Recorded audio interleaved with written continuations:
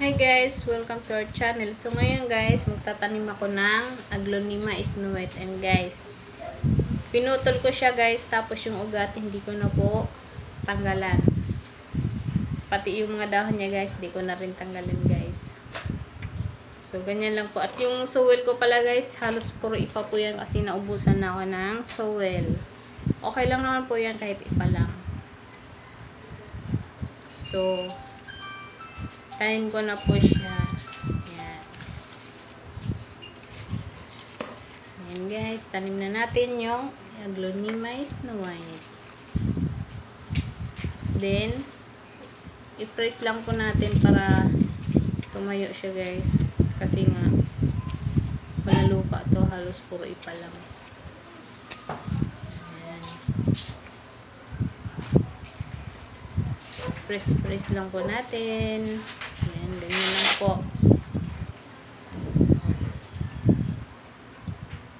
So, yan guys. Malago pa rin siya kasi di natin tinanggalan ng dahon. Ayan.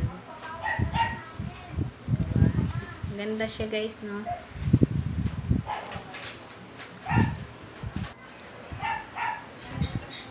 So, ito yung pinagtanggalan natin guys. Ayan.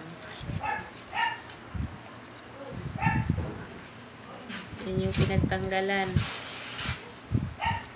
Tutubo yan dyan guys yung mga bago suha. Ayan. Magsasahain dyan guys.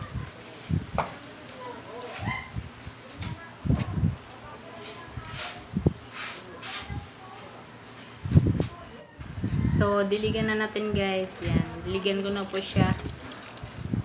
And then, ilagay ko muna to siya guys sa malilim na lugar para hindi masunog yung mga dahon niya.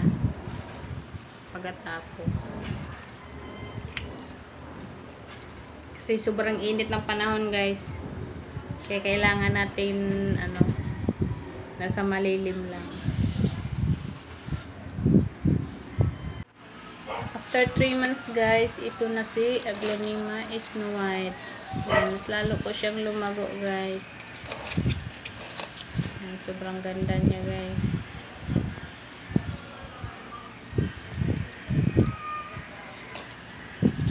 At ito naman yung isa guys, yung pinagputulan natin yan.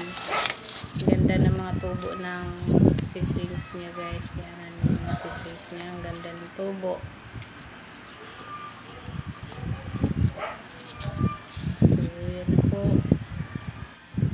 So, hanggang dito na lang po yung video natin. Salamat po sa panonood. Bye-bye!